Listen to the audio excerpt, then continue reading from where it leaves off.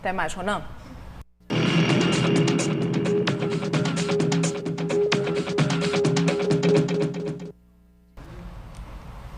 E hoje no quadro Questão de Direito vamos falar sobre os serviços de atendimento ao consumidor. A gente recebe aqui no estúdio Cássio Bittar, do Núcleo de Defesa do Consumidor. Olá, defensor, bom dia. Bom dia a todos.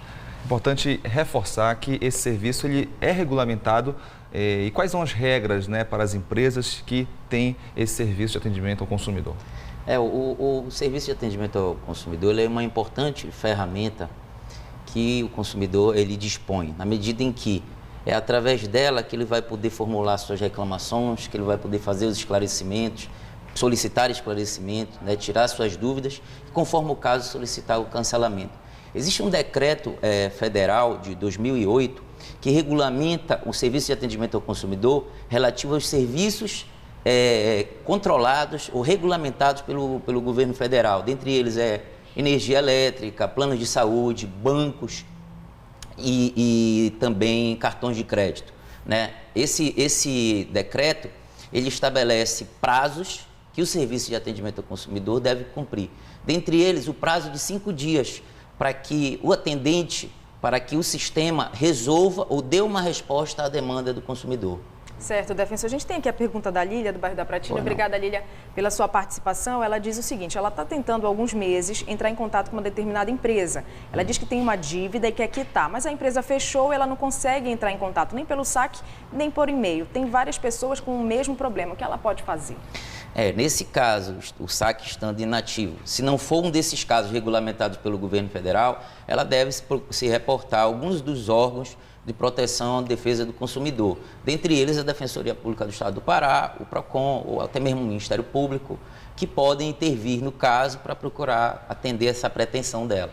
A gente tem um caso aqui de um telespectador que não disse o nome, mas participou aqui com a gente. Ele disse que está uma semana com o telefone fixo mudo. Ele liga para a empresa e não consegue resolver. Quando não há uma resolução do problema, o que se configura e de que forma ele pode buscar os direitos dele? Perfeito. O telefonia fixa é um dos serviços que está previsto nesse decreto. Então, a princípio, no decreto que eu mencionei, a princípio, o consumidor deveria ter uma resposta, ainda que seja negativa, para a sua pretensão no prazo de 5 dias úteis. Não havendo essa resposta, ele deve se reportar aos órgãos de defesa do consumidor para formular a denúncia. Só a título de registro, no ano passado, o Ministério da Justiça registrou mais de 178 mil reclamações relativas às falhas dos serviços dos saques, né, as falhas de qualidade no serviço de atendimento ao consumidor.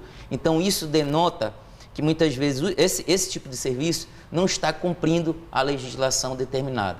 Tem um outro ponto também que é interessante. O Ministério da Justiça também ele disponibiliza ao consumidor uma plataforma, que é consumidor.gov.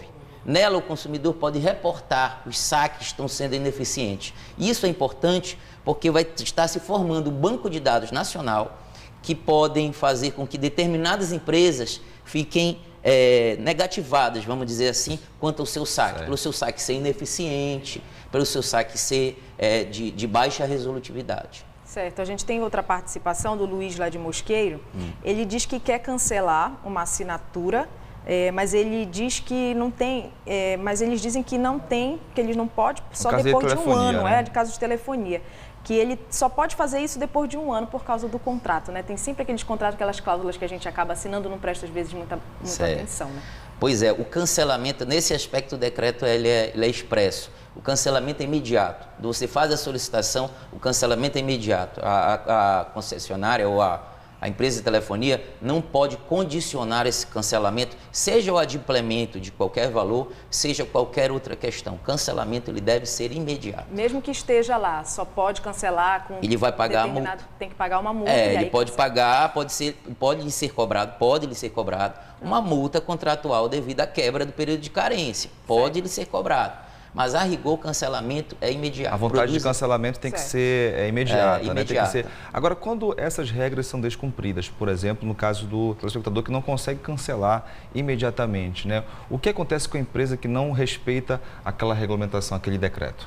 Primeiro, ela vai constar, ela vai deixar de constar, vai ficar negativada neste ranking que eu falei, que são as plataformas, seja do Ministério da Justiça, seja dos PROCONs, através do SINDEC, que ela vai mostrar que vai ficar claro de que o serviço de atendimento dela não é eficiente.